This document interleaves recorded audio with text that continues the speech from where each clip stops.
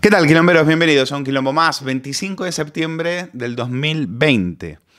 Bueno, esta fecha sin duda va a ser recordada sobre todo por esa promoción de jueces en Barcelona que han visto cómo este gobierno, el gobierno de Pedro Sánchez, ha vetado la presencia de Felipe VI, la primera vez que el jefe de Estado no va a asistir a una promoción de magistrados.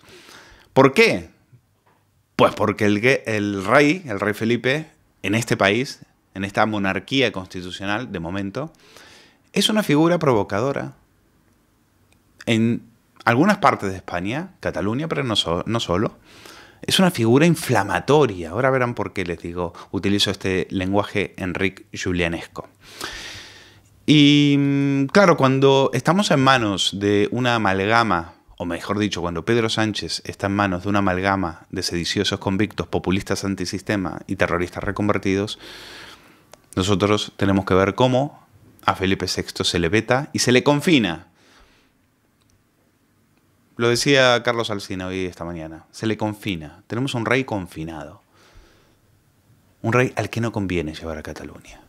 Porque en este momento lo que le conviene a Sánchez es que esa promoción de jueces no sea bendecida por Felipe VI. Quizás lo que convenga es que sea bendecida por Quim Torra y solo falta que los diplomas lo vaya a entregar Arnaldo Otegi. El mensaje de Sánchez a los jueces, a la judicatura, al Poder Judicial, con este veto al rey, es el siguiente. Ahora mandamos nosotros. Porque ellos lo que quieren es debilitar al Poder Judicial. El Poder Judicial se les resiste. Pero han asaltado todas las instituciones democráticas. Asaltaron la Guardia Civil, asaltaron la Policía Nacional, asaltaron Televisión Española, el SIS, la Fiscalía General del Estado. Y ahora lo que quieren es poner al Poder Judicial de rodillas, amordazarlo como han hecho con la prensa. Y van a contar, por supuesto que van a contar con la ayuda de muchos jueces que se van a prestar a eso, ¿eh?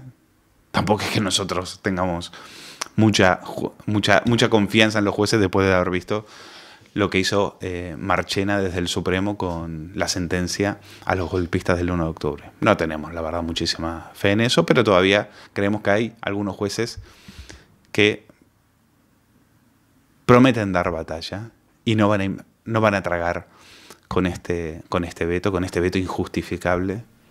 Insistimos, en una monarquía constitucional, el monarca está confinado, está prohibido. ¿Qué tipo de Estado de Derecho es ese? Pero es el mensaje de Sánchez. Hemos asaltado la Fiscalía con Lola, Villarejo y Balta. Hemos asaltado vamos a lograr que todas las querellas y denuncias por el tema del COVID, en las cuales, por supuesto, está más que demostrado que nosotros cometimos negligencias y demás, todo eso acabe en el contenedor de la basura, gracias al fiscal Navajas, ese gran fiscal independiente. Ojito, ojito con el fiscal Navajas, que es más servil que un mayordomo filipino. Pues fíjense en la pregunta que en la tertulia de su programa en Es Radio hacía Federico Jiménez Los Santos en relación al posicionamiento lamentable, penoso, vergonzante.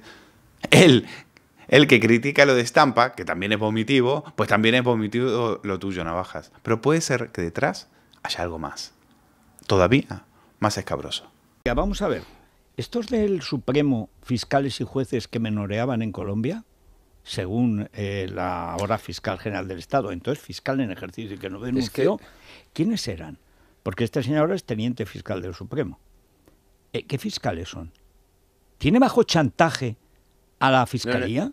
Hablando de la situación ahora del teniente fiscal, del número 2, digamos, en el Supremo, se dice pronto, y de lo que ella dice en esa conversación, que hay fiscales y jueces del Supremo que van de menores en Colombia. Se van con niños. ¿Qué pasa? Que ha utilizado los métodos de Villarejo, está chantajeando a jueces y fiscales al modo de Villarejo para que le hagan caso. Navajas lo que da cuenta es de una guerra civil dentro de la Fiscalía. Por un lado, los fiscales del 1 de octubre, Consuelo Madrigal, Javier Zaragoza y otros. Y por otro lado, fiscales como él que ya se han puesto, ya como decíamos, han ido a a partirse a la cervical delante de Lola Delgado y decirle: Lola, aquí me tienes para lo que necesites. Mientras tanto, Pedro Sánchez sigue a lo suyo. Debilitar el Poder Judicial y plantear al ciudadano, como dice Marino hoy en ABC, que frente al caos solo está él. El único que garantiza el orden es Pedro Sánchez.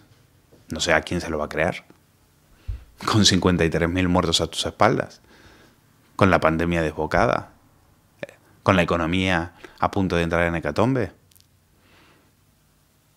Y por otro lado, que los jueces tampoco se pongan tan dignos, ¿eh? Estos pasteleos ideológicos, esta politización de la justicia, también vosotros habéis sido cómplices de todo esto, ¿eh? Vais a tener que cambiar la toga por el chándal venezolano. Acostumbraros. El rey es el garante de la unidad de la justicia. El rey es el garante de la unidad nacional. El rey es el que paró el golpe junto a la justicia en Cataluña. Por tanto, esa figura, el rey, tan odiada por los separatistas, lo es básicamente porque es quien representa la unidad nacional y la unidad judicial. La justicia tan odiada, los magistrados, los fiscales, los jueces, amenazados de muerte en Cataluña, que se han jugado el tipo para mantener ese trabajo y condenar a los que han cometido delitos, pues ahora están viendo, supongo que con estupor algunos de ellos, cómo se empieza a tramitar unos indultos a los socios de Sánchez. En definitiva, por un lado están negociando el Código Penal con los sediciosos. ¿Usted se imagina que negociáramos la reforma del robo con violencia con los atracadores de banco? ¿Usted se imagina que un país negociara con los violadores la modificación del acoso sexual o de la violación en el Código Penal? Bueno, pues en este país el presidente de gobierno está negociando con los sediciosos el delito de sedición y cómo suavizarlo para beneficiarles. Y si no fuera suficiente, por si no les sale bien la jugada, en paralelo tramita los indultos por si les tiene que perdonar la condena. Para modificar el Código Penal para los ocupas, ahí no hay prisa.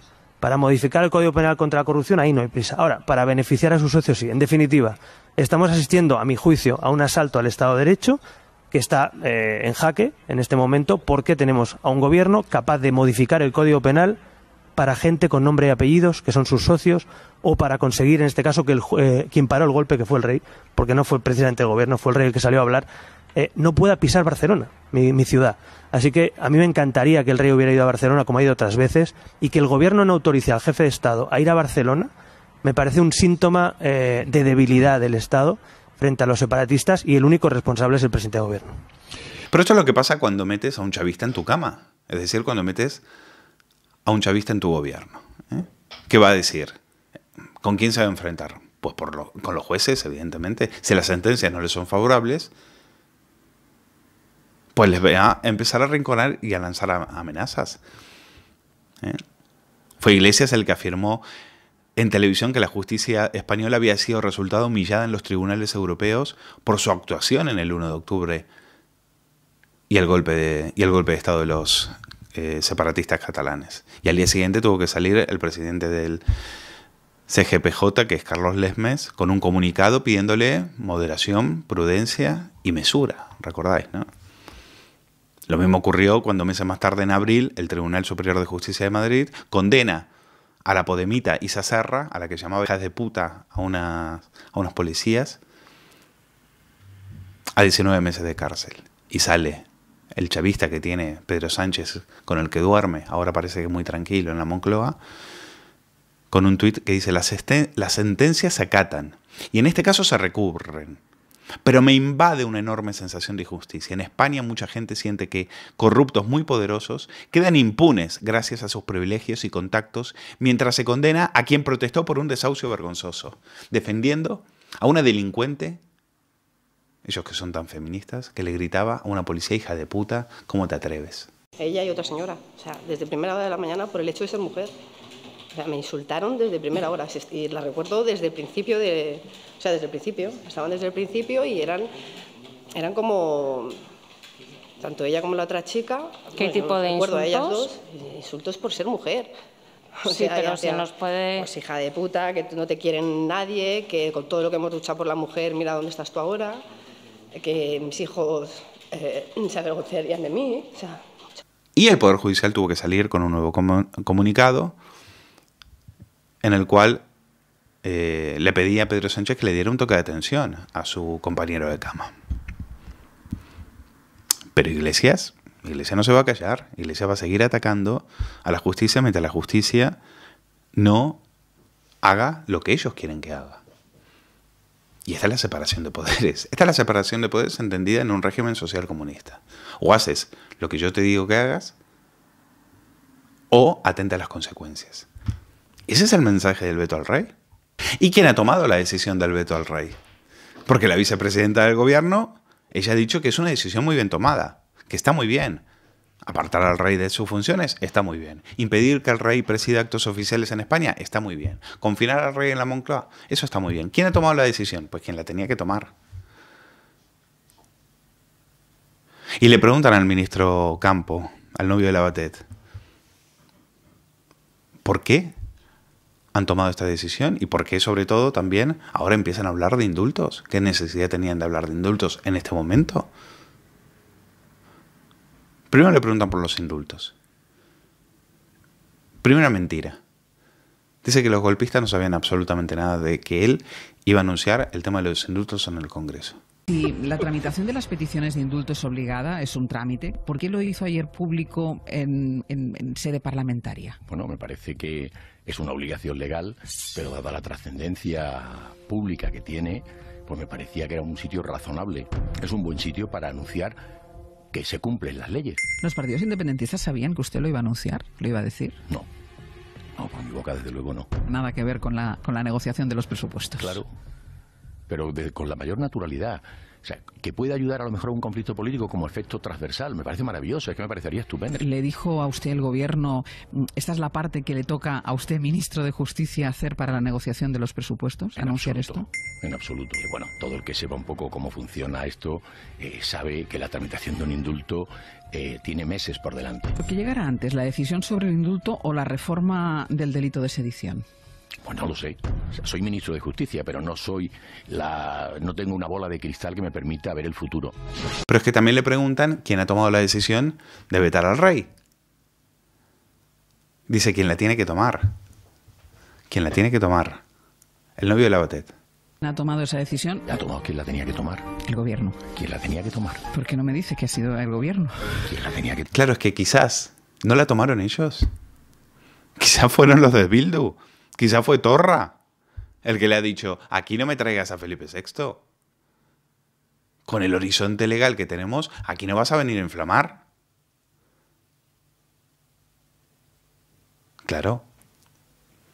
Pero si sus socios son los que presumen en sede parlamentaria de condicionar las leyes del gobierno de España, como dijo la proetarra Merche Espirúa. En este momento, después, con más de 800 muertes a sus espaldas, con cientos de crímenes sin esclarecer, hoy están condicionando al gobierno de España, los herederos de la ETA, para que digan después algunos idiotas en televisión que hemos derrotado a la ETA. Aquí no nos vamos a dejar engatusar por el novio de la Batet, eso está claro. Paco Rosell, director del Diario El Mundo, explica qué hay detrás de los indultos y qué cree que puede haber detrás también del veto al rey. Se corresponde con la realidad de los hechos. Y además te voy a citar un caso. Hace 11 días, el domingo no el anterior, entrevistábamos en El Mundo al propio ministro y le preguntábamos sobre la cuestión. Que eso no, ahora mismo no está sobre la mesa, etcétera, etcétera. Por tanto, ha habido una circunstancia extraordinaria que sí lo ha hecho. Justo ese mismo domingo, hacía unas declaraciones a La Vanguardia Pablo Iglesias en que le preguntaban sobre este tema. Y dice, de este tema, cuanto menos hablemos, mejor. Porque estaba cocinándose. Es decir, ayer se produce el anuncio del ministro justo cuando el presidente del gobierno está fuera de España. Por cierto, se había suspendido la reunión del Consejo de Europa y sin embargo mantuvo su viaje a Bruselas, eludió la sesión de control y se hizo este anuncio. ¿Por qué se hace este anuncio? Es un doble test, es decir, es un procedimiento para sacar adelante el techo del gasto o el apoyo de Esquerra Republicana en el asunto de los presupuestos. ¿Y por qué decimos, Susana, lo de la justicia? Hombre, es que el día anterior se produjo un hecho también de enorme gravedad, que es que el gobierno toma la decisión de impedirle que el rey vaya a la entrega de despachos de la escuela judicial. Primero, hay que recordar que la justicia se imparte en nombre del rey y así se pone de manifiesto en la propia Constitución. Y a partir de este momento se lanza una llamada, en un momento además que se ha producido el llamado informe, la intervención del fiscal Navajas, en el que se produce una descalificación de 2 fiscales que pidieron el derecho a la acusación de rebelión. Por tanto, estamos en un contexto en el que el gobierno ha cambiado su estrategia. Antes eran apoyos a cambio de partidas presupuestarias y ahora son apoyos a cambio de cesiones en el ámbito del soberanismo. Esto lo que quiere decir es que finalmente el sistema constitucional del 78, ese candado de la Constitución del que hablaba Iglesias, está siendo demolido y está siendo roto. Quizás exagero. Bueno, para Susana Griso decir esto es una exageración. Todo está relacionado, es que todo forma parte de una operación tremebunda, reprobable, que tiene el gobierno en marcha, que es un cambio de régimen, un cambio del sistema constitucional que heredamos de la transición y que ahora pasa, una vez denostadas la mayoría de las instituciones, por atacar a la monarquía y atacar al Poder Judicial, que son los dos últimos pilares en los que se apoya el Estado de Derecho en España. El tema de los indultos... Son palabras mayores, María. No, para mí lo es. Y son palabras mayores, María. No, para mí lo es. Increíble, Susana. No te quejes, ¿eh? Luego después, si no te ve ni el tato, porque tus audiencias al lado de las de Ana Rosa son lamentables, si no te ve el tato después no te quejes.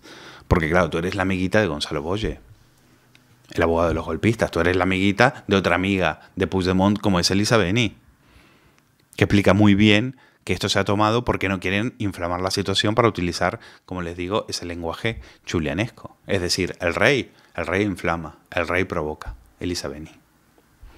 No tienen realidad, esto es un análisis que hago yo, pero no tendría que ver nada con los indultos, sino tendría que ver con el hecho de que parece ser que la sentencia de Torra del Tribunal Supremo va a salir el viernes y que también está pendiente de salir la sentencia de Trapero en la Audiencia Nacional, que eso no lo puede controlar el gobierno cuando salen. Esos son los jueces los que deciden cuándo los van a sacar, pero parece que son esas fechas las que están sobre la mesa. La operación es, vamos a desinflamar lo que pueda pasar en Cataluña la semana próxima, pero eso no lo quieren contar. Creo que a Susana Griso le parece exagerado hablar de la demolición del sistema del 78. Claro, todas estas que le parecían exageradas, a todas estas que decían que España no se rompía y que después, el 1 de octubre del 17, tuvieron que tragarse las palabras. Bueno, vamos a escuchar la hemeroteca de los últimos 15 días de este gobierno, a ver si a Susana Griso le parece una exageración.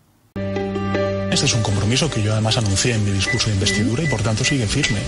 Nosotros creo que tenemos que sacar muchas lecciones de lo que ha ocurrido con el mal llamado procés, con la situación que existe ahora mismo por parte de líderes que están en la cárcel, también no solamente desde el punto de vista del incumplimiento legal, sino también de la ruptura emocional que esto está representando para parte de la sociedad catalana, a lo cual nosotros tenemos que ser empáticos, sensibles.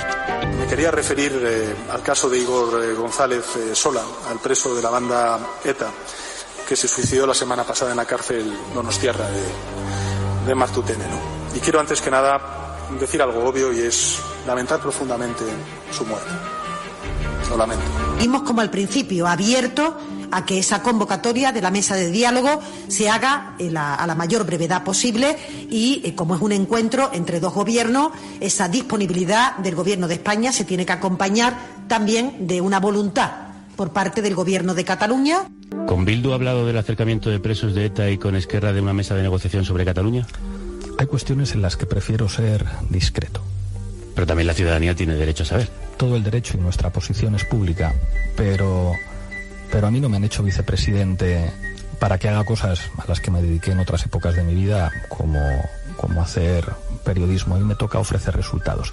La posición de nuestra formación política es clarísima, cumplimiento estricto de la legalidad penitenciaria y de los derechos humanos, y hasta aquí puedo leer.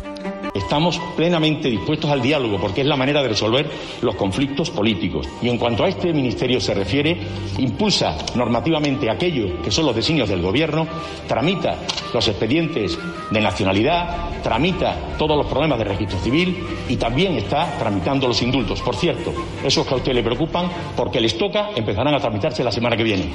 Creo que los que somos republicanos tenemos que ser capaces de entender el momento histórico de crisis en el que se encuentran la monarquía española y el modelo de Estado que encarna la propia monarquía española. Y creo que debemos tener la valentía y la audacia para poner sobre la mesa la necesidad de que España avance hacia el horizonte de una nueva república. ¿El gobierno le ha pedido al rey que no vaya a la entrega del espacio? Hay decisiones que están muy bien tomadas. explicarnos un poquito más por qué está bien tomada? Es que está muy bien tomada esa decisión. ¿Quién toma la decisión? Que acudieron a mi despacho a influenciarme sobre el fondo de este asunto. ¿Cómo? Pues aconsejarme, oye, en tu hombro radica el prestigio de la carrera. No vayas a poner un baldón en tus últimos meses. Son fiscales extraordinarios, pero en este asunto yo dije, con esta tropa yo no puedo ir a la guerra.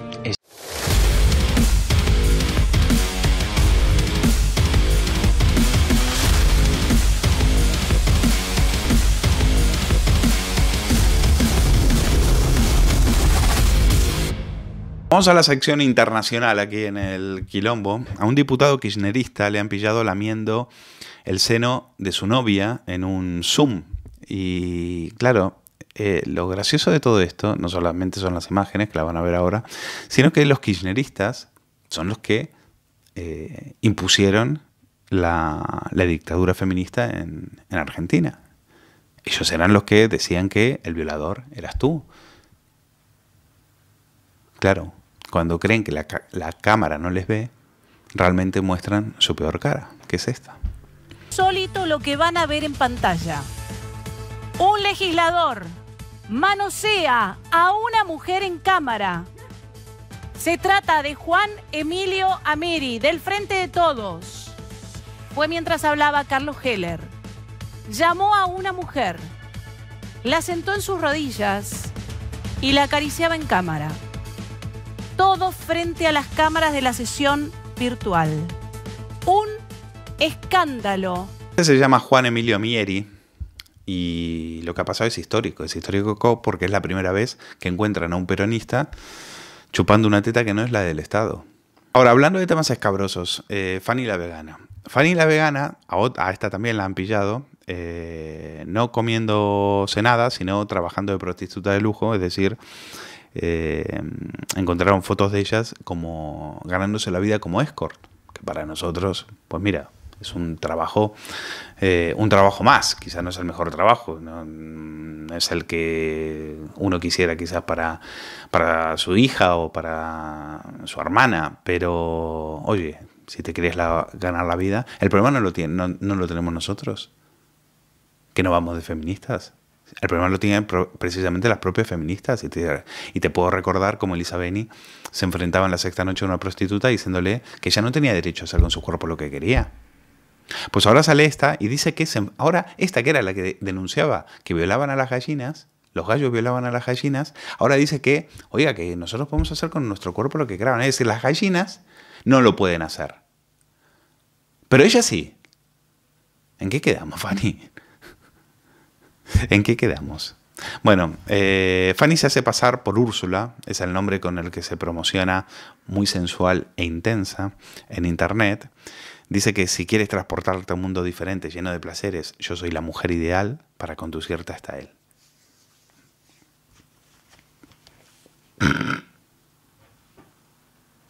Asegura que tiene 25 años, unas medidas de 90, 65, 90 y 55 kilos de peso. Estoy disponible. Podemos encontrarnos en tu hotel o en un apartamento por horas. Atiende a caballeros, señoras y parejas. Bueno, no sabemos qué opinarán las gallines de todo esto, pero compañeros, quizás hasta Fanny les haga un descuento. Hola compañeros, ¿qué tal estáis? Pues bueno, básicamente hago este vídeo porque hay una parte de mi vida personal que ha salido en redes sociales, en webs como Forocoches, que me han dicho que es un espacio mayoritariamente de machis y fascistas, y bueno, pues Twitter, etcétera, ¿no? Y básicamente está rulando varios anuncios de mi trabajo personal, ¿no? Yo soy trabajadora sexual y la verdad es que no me sorprende para nada que haya pasado esto. De hecho es algo que esperaba que ocurriera en algún momento. Hola a todos y todas.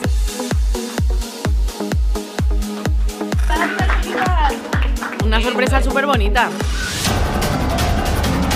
Hostia, creo que no han coronavirus.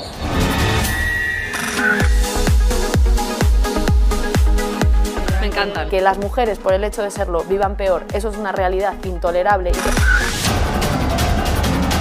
sea, no lo voy a decir porque... Sí, porque te van a quitar tanto. Que en este sistema económico no se puede vivir bien. no se puede.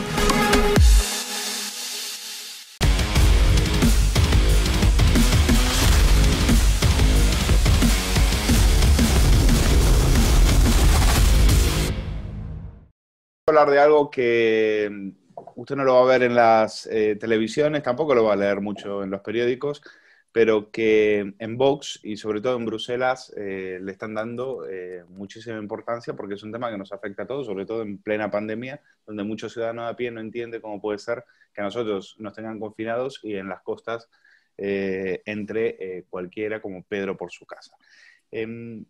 Y el que bien lo sabe, porque estuvo en Almería y estuvo viendo cuál es la situación de los CIES y demás, es el eurodiputado Jorge Buxadé. Jorge, gracias por atendernos. Muy buenas tardes. Gracias a vosotros, Luis. ¿Cómo está la situación? Porque habéis hecho un vídeo hace muy poco, que lo vamos a poner en esta entrevista, ahí en Almería. Por ahí la gente no lo sabe, porque insisto, de esto no se habla en los medios. Este es un tema tabú, porque claro, si uno menciona esto, enseguida le puede caer el San Benito de xenófobo. Pero es que esto es también un problema sanitario. Si 300 personas vienen de Argelia y a ninguna entran por Almería tranquilamente y a ninguna se les hace ningún tipo de test, eso ya se convierte no solo en un problema, en un tema social, sino también en un tema sanitario. ¿Qué visteis ahí en Almería?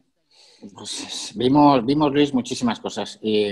Lo que ha sucedido en España desde que salimos del confinamiento hasta prácticamente anteayer es una situación gravísima, y es que el gobierno, en medio del estado de alarma, decide cerrar los CIES. Los CIES son los centros de internamiento de extranjeros. Es decir, cuando un extranjero entra de forma ilegalmente en territorio español, se inicia un procedimiento de expulsión por parte de la administración, la policía lo inicia, y lo que se hace es meterlos en estos centros de internamiento hasta que son expulsados y devueltos a su país de origen.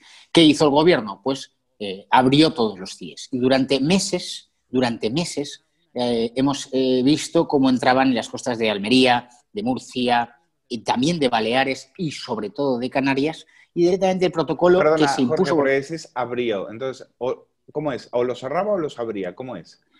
Los cerraron los CIES y los han mantenido cerrados. Vale. Quizás entonces la gente que entra ya no va, ya no iba a los... No. Entonces, ¿cuál es el protocolo que se estableció? El protocolo es que sustituyeron los CIES por uno que llamaban CATES, que es los Centros de Atención Temporal. Estos centros de atención temporal estaban pensados para cuando había CIES abiertos, se les mantenía ahí en los CATES, en los centros de atención temporal, como paso previo a ir al CIE. Ahora el protocolo era el siguiente, y lo vimos personalmente ahí en Almería este fin de semana. Llegan en las pateras, se les atiende por parte de Cruz Roja, se les hace un PCR, pero vamos luego a ver el tema del PCR, porque es aún más grave que no se le hiciese, ¿no? Se les hace un PCR, se les da un chándal, se les dota de uniformidad, se les da de comer. Esto me parece muy bien, porque son seres humanos, por supuesto. Y en 24 horas se les deja libres. Se les pone a disposición de otra ONG, la primera es Cruz Roja, otra ONG, en este caso era la Fundación CEPAIM, que el año pasado recibió 40 millones de euros en subvenciones, y la Fundación CEPAIM pues los lleva a algún sitio, a un albergue, a un hotel, como hemos visto muchísimas imágenes en Canarias, incluso en hoteles de lujo. Muchos de ellos... ¿Es una fundación andaluza? Es una fundación con sede en Andalucía, pero que desarrolla en toda España, Luis. Entonces, ¿qué sucede? Que ahí no hay ningún régimen de control policial ni nada por el estilo, con lo cual llegan a ese albergue y al minuto 1 salen de ese albergue y se van directos a la estación de autobuses de Almería o a la estación de tren de Almería, y a partir de ahí ya se les puede perder la pista y pueden, pues, al cabo de 6 o 7 horas, pues estar en Madrid, en Barcelona o camino de Francia. ¿Qué sucede? Que se les hace el PCR, pero no tienen los resultados, por supuesto, y no se puede hacer un seguimiento y trazabilidad de esto. Esto es gravísimo, gravísimo. Llevamos meses denunciando y pues debo decir que nuestra presión, muchas veces nuestros afiliados, simpatizantes, incluso gente que te ve por la calle, ostras, es que lo que hacéis es imposible porque este gobierno no. Pues esto ha sido una pequeña, gran victoria, y es que ayer el Ministerio de Interior decidió reabrir nuevamente los CIES y volverlos a poner en marcha, porque con esto se estaba incumpliendo la ley, poniendo en riesgo la salud de estos mismos inmigrantes ilegales, de la Policía Nacional y de la Guardia Civil, porque sí que hay que decir que a los inmigrantes ilegales sí se les hace PCR, pero a los policías nacionales y a los guardias civiles, por ejemplo, que les han recogido justo cuando salen de la patera y entran en la costa, guardias civiles y policías nacionales no tienen PCR. Y todos los días vuelven a su casa a trabajar con el riesgo de no saber si están infectados y, por tanto, van a infectar a sus mujeres o a sus hijos, ¿no? La situación ha sido realmente dantesca. Las imágenes que, por supuesto, se han ocultado, como dices tú, en los grandes medios de comunicación y en los medianos medios de comunicación, y solo a través de las redes sociales, gracias a vídeos que han colgado muchísimos vecinos, pues hemos podido ver esta situación. Es gravísimo, Luis. ¿Te puedo contar otra más? Sí, cuenta. Que nos contaban los guardias civiles y los policías nacionales. Decían, nosotros no tenemos la prueba porque no tenemos medios técnicos para conseguir la prueba, pero tenían el absoluto convencimiento de que ninguno de esas pateras, cayucos, ni nada por el estilo, vienen desde Marruecos, desde Libia, desde Argelia, o sea, el absoluto convencimiento de que estos inmigrantes ilegales son directamente traídos en buques nodriza por las mafias, que los ponen muy cerquita de la costa y entonces los bajan a barcas con las que llegan a la costa española, porque se han encontrado incluso el supuesto de inmigrantes ilegales que han llegado a las costas españolas en una moto acuática. Cualquiera que conozca un poquito sabe que no puedes llegar con una moto acuática desde las costas de Argelia a España. Estamos hablando eso ya es premium. Eso es claro. Nivel. Entonces, es una situación terrible porque hay que entender, y esto lo decía Rocío de Mer, que denunciar, hacer las costas más seguras, es también asegurarles la vida a ellos, es decirles, no te tires al agua porque tu vida corre peligro. Es decir, la política de inmigración que se ha seguido hasta ahora es una invitación a través del Open Arms y otros tipos de estos barcos, de estos tíos que se han forrado haciendo esto, trabajando con las mafias, es poner en peligro la vida de los inmigrantes. Por supuesto. El primero que corre peligro es el propio inmigrante ilegal. El segundo es nuestro guardia civil o nuestro policía nacional que les atiende en esa primera asistencia. Y luego cualquier otro español o no español que se encuentre en territorio nacional, porque esos niños, porque la mayoría son chavales de 17 y 18 años, pusimos ese vídeo que se les ve, además son unos tipos que físicamente pues bien dotados, claro, efectivamente, pues 17, 18 años, pues se suben a un autobús, a la estación de autobuses de Almería, y por 20 euros se plantan en cualquier otra provincia de España, sin ningún tipo de control, más aún. Digo, para que los españoles han de saberlo, más aún, allí en el CATE había coches de familiares de estos chicos, familiares o amigos, que directamente les llaman desde el CATE y les dicen en 12 horas salgo. Y allí estaban pues con coches particulares que directamente los cogen y se los llevan, sin haber hecho ningún tipo de control. Obviamente no se van con el procedimiento de expulsión abierto. Entonces, ¿qué es lo que sucede?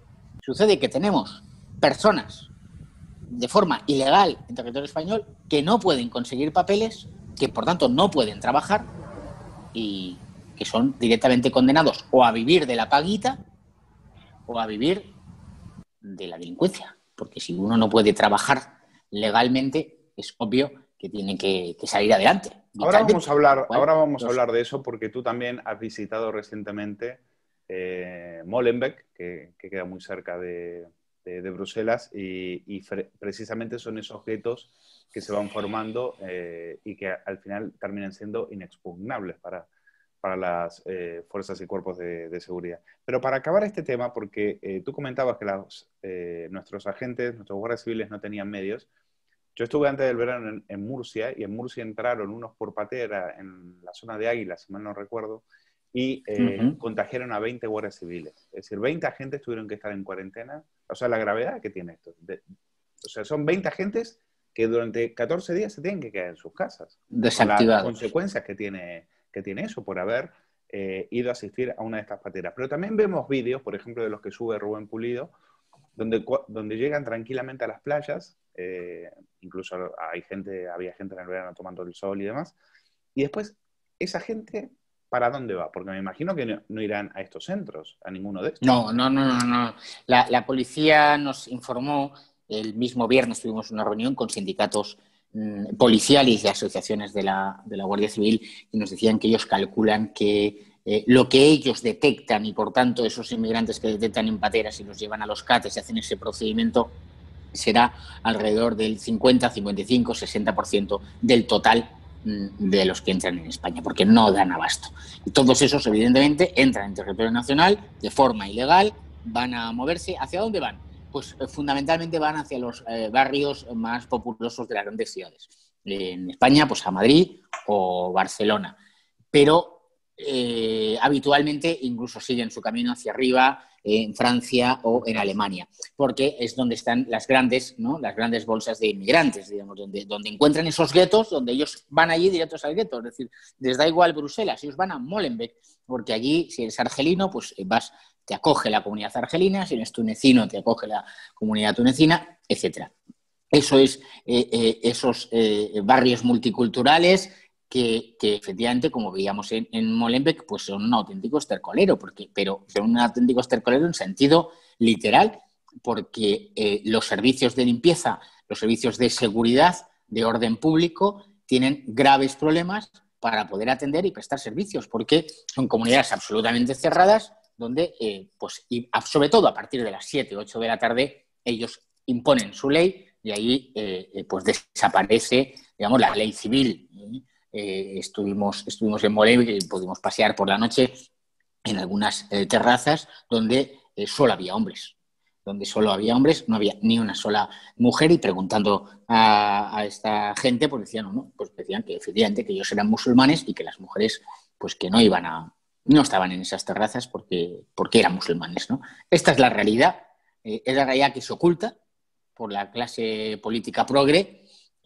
Molenbeek está en línea recta a 1 kilómetro del Parlamento Europeo, a 1 kilómetro de esas élites que nosotros denunciamos, a 1 kilómetro de la sede de la Comisión, y esto es gravísimo porque se produce una ruptura. Hay barrios enteros donde la ley, en ese caso belga, pero nos podría suceder en el Raval de Barcelona, donde la ley española ya no se aplica y se aplica su ley musulmana o la ley de la pura fuerza. Y hemos visto esas reyertas tremendas a machetazos en los barrios de Barcelona durante este verano.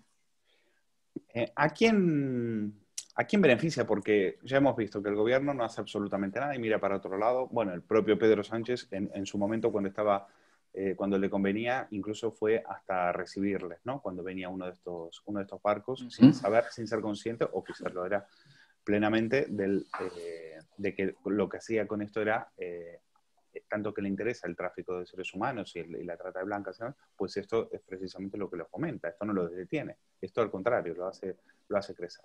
Al gobierno no le interesa, y a la Unión Europea, pues no sé si le interesa o directamente ya ha tirado la toalla. ¿Tú qué opinas? No es un beneficio directo. No hay un beneficio directo. ¿Quién es el directamente beneficiado? Hombre, propiamente directamente beneficiado son esas comunidades, esas propias comunidades multiculturales que van creciendo en número. Y cuando llegan a un determinado porcentaje en un municipio, pues entonces exigen que en los colegios la comida sea de determinada forma, o que no se dé la religión cristiana, o que pues el viernes sea festivo, etcétera. Pero no hay tanto un beneficiado directo como un efecto indirecto que sí que beneficia a todos aquellos que quieren descomponer nuestro orden social. Es decir, en Europa, en la civilización occidental, en Estados Unidos lo hemos visto con el movimiento Black Lives Matter en el fondo, porque al final está todo íntimamente unido. Sí. Uno se hace fuerte cuando está pues como un árbol, metido a sus pies fuertes en las raíces y mirando hacia arriba, ¿no? Creciendo hacia arriba. Pues uno se hace fuerte en la familia, se hace fuerte en un municipio, en una comunidad donde uno tiene las costumbres y las tradiciones, se hace fuerte en su nación. Y todo esto produce un efecto de descomponer el orden social, de romper la ley civil. Al final, las familias se van descomponiendo, las ciudades se van descomponiendo, pierden identidad. Bruselas es una ciudad, por ejemplo, sin identidad. En cambio, uno va a Barcelona, o va a Valladolid, o va a Madrid, y aún tienen identidad. Y cuando uno desaparece de identidad, el sujeto queda él solo, vacío de resortes morales y espirituales para tirar hacia adelante, y al final, yo lo vengo repitiendo, pues al final se convierte en un sujeto cuya satisfacción está en consumir productos, consumir bienes, consumir servicios. Desarraigadas. Son personas desarraigadas sin identidad, no son ni de aquí ni de allá. Por lo tanto, son pasto de populismo, son pastos de ideologías efectivamente, al poder político a las cuales necesitan o por ahí un extractos sociales mucho más bajos, o precisamente estos grupos a los cuales son más fácilmente manipulables, ¿no? Pues una persona, claro, por supuesto, desde el punto de vista de político, pues más manipulable, desde el punto de vista de sus hábitos de consumo también es más manipulable. Por ejemplo, un fíjate, padre de familia numerosa no gasta innecesariamente en tonterías, digámoslo así. En cambio, cuando uno no tiene nada, ninguna motivación, ninguna finalidad, ningún objetivo en la vida, ninguna cosa que le trascienda y está, pues efectivamente es un sujeto que consume. Ese beneficio, esto es a largo plazo. Lo hemos visto, además, por desgracia, tenemos Francia. En Francia esto empezó a producirse hace 30 o 40 años ya, con la inmigración procedente fundamentalmente de Argelia, tras el proceso, la salida de Francia de su antigua colonia, ¿no? Y ahora vemos que hay barrios enteros, municipios enteros, que hayan perdido toda su identidad y que por no hablar además cuando ganan un partido de fútbol, por no hablar lo que pasa en París esa noche cuando ganan un partido de fútbol. Por ejemplo, y eso es pasto no dejan una cristalera viva. Es pasto de la violencia, porque un hombre desarraigado al final acaba siendo un hombre violento, que busca la satisfacción en cualquier tontería, en cualquier...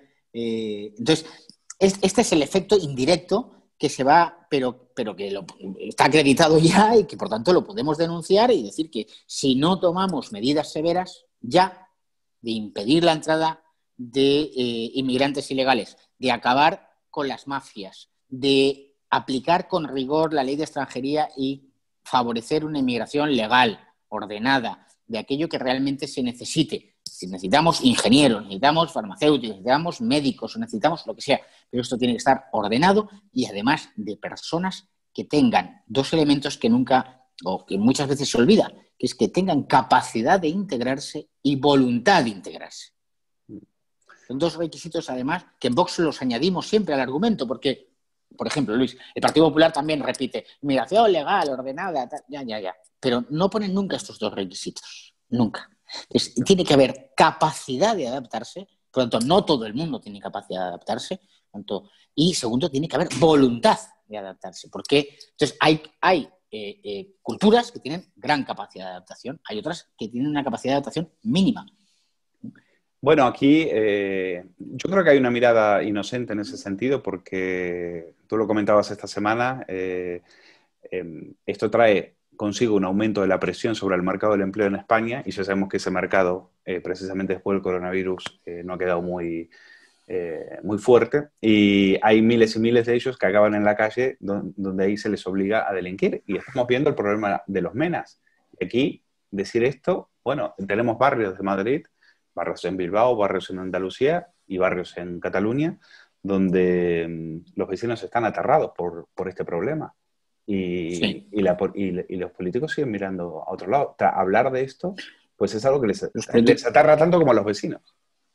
Sí, y voy a decir, y en Bruselas aún más. Hoy mismo, en la Comisión de Libertades Civiles, esta mañana, ha venido la comisaria Johansson, competente en la materia, a hablar sobre su nuevo plan de inmigración y asilo. Y expresamente en ese documento dice que los menores no acompañados, los MENAS, automáticamente serán considerados como refugiados y tendrán y se les concederá papeles, aunque hayan entrado ilegalmente en territorio europeo. Esta es la propuesta oficial de la Comisión. Esa es una propuesta oficial. Sí. Esto es una propuesta oficial que está ya encima de la mesa y que hoy se ha debatido en la Comisión de Libertades. A partir de ahí, pues seguirá su proceso en el Parlamento Europeo y en el Consejo. Con toda seguridad, los estados lo van a parar, estoy convencido. porque los gobiernos no van a poder permitir esto. Pero esta es la propuesta, esta es lo que está encima de la mesa, es al ilegal le damos papeles, le reconocemos la legalidad, con lo cual es el efecto llamada más brutal del mundo, porque ¿cómo se evita el efecto llamada? Pues diciéndole a todos los extranjeros que pueden venir a Europa legalmente y que si vienen ilegalmente serán expulsados, jamás van a recibir ayudas, jamás van a recibir una paguita y jamás van a poder trabajar legalmente. Si tú haces esto, es evidente que pues se acaba este negocio, porque se está asumiendo muchísimos riesgos por quien intente entrar ilegalmente. Pues este es el modelo de lo que pretende la Comisión. Y ahí sí que tenemos un perjuicio directo a los trabajadores europeos y en concreto a los trabajadores españoles, porque si alguien entra ilegalmente y le damos documentación que le habilite para trabajar, con 1 millón de españoles más en el paro durante estos meses de epidemia por el coronavirus, pues imagínate la presión sobre el empleo. Es decir, van a bajar los salarios, los trabajadores van a tener que asumir condiciones de trabajo peores, etcétera, etcétera. Y además no es personal cualificado. Eso no se olvide, que no es que estén viniendo personal cualificado que vaya a mejorar culturalmente la prosperidad y el progreso de las naciones. Bueno, por último, uno de los problemas, yo creo que al final la realidad también nos ha dado la razón en el sentido del fracaso del sistema autonómico en lo que tiene que ver con la lucha por la pandemia. Y creo que ya nadie duda de que esto es un cambalache en el cual 17 pequeños reinos hacen la guerra por su cuenta y un gobierno central que ya está a la Bartola esperando que se arreglen estos y nosotros vamos a seguir a lo nuestro, memoria democrática, indultos a los independentistas y demás. ¿Cómo afrontáis esto y qué análisis hacéis de esto? Bueno, pues mira, Luis, lo afrontamos y lo analizamos como lo hemos hecho siempre. Es decir, el Estado autonómico nosotros sabíamos que era ineficaz, que era ineficiente, que era insolidario, que era injusto. Llevamos años repitiéndolo. Y efectivamente estos meses de pandemia y de confinamientos forzosos, de ineficacia, de pretender crear fronteras dentro de la nación, pero luego, por otra parte, evitar el seguimiento, de que no se ayuden unas comunidades autónomas a otras prestando camas hospitalarias, como vimos en las peores semanas, de que haya presidentes regionales como Torra, uno que forma parte de ese plan continuado de golpe de Estado separatista, se permite al lujo decir que el ejército español no entra para ayudar a los catalanes, etcétera, etcétera, etcétera. ¿Lo afrontamos? Pues de la única forma que podemos afrontarla, que es con todos los medios legales, y el primero es esta moción de censura que, Dios mediante, se presentará por parte del Grupo Parlamentario de Vox en el Congreso de los Diputados y llevar todas estas cuestiones allí donde se deben discutir, que es en la sede de la soberanía nacional. Y a partir de ahí, pues movilizar a toda nuestra gente, movilizar a todos nuestros concejales, diputados autonómicos, llamar a la movilización de todos los españoles, porque creo que la patria está en un momento difícil, está en un momento peligroso, donde el gobierno de Sánchez Iglesias ha decidido acabar con todas y cada una de las instituciones que conforman el Estado, con ataques constantes a Su Majestad el Rey, al Poder Judicial, al Ejército, a la Guardia Civil, a la Policía Nacional, con exaltaciones el apoyo con los indultos estos ilegales, que hay que decirlo ya, que es ilegal, es que el gobierno no tiene ninguna capacidad legal. Quien indulta es el rey, el gobierno no puede indultar a nadie. Pues ellos están con esa deriva de destruir la nación y nosotros lo que tenemos que hacer es pues empeñarnos más, dormir menos, trabajar más, trabajar con más eficacia para construir España, para unirnos y para generar un movimiento que siga creciendo. Ahora somos, pues yo creo que ya 4 millones de españoles, pues tenemos que llegar a ser muchos más millones de españoles decididos a defender España, a defender el progreso económico, la prosperidad, la libertad de las empresas, la libertad de las familias. Por supuesto que los españoles quieren todo eso y lo que se trata es de que no cejemos en el empeño de defender la verdad. Tenemos que defender y ganar con la verdad, porque el socialismo es, por encima de todo, es una mentira, es un engaño, propaganda masiva y engaño para incautos. Una gran mascarada. Ese era un título de un autor, Jean-François Revel, y así definía la izquierda. Pues Jorge Saez, eurodiputado, gracias como siempre por tener la amabilidad de hablar con nosotros y un saludo desde aquí. Gracias, Luis. Que si hay publicidad sexista, eso no se puede permitir, porque si se está utilizando el cuerpo de las mujeres para vender un producto, cosificando el cuerpo de las mujeres, pues eso es evidente que es un comportamiento que constituye una violencia machista. Es decir, nos pasa por ser mujeres, la sociedad lo hace por el hecho de ser mujeres y porque hay una estructura donde las mujeres estamos en una situación en la que nuestros cuerpos se pueden cosificar, en las que nuestros cuerpos se pueden mercantilizar, y eso tiene que reconocerlo la ley.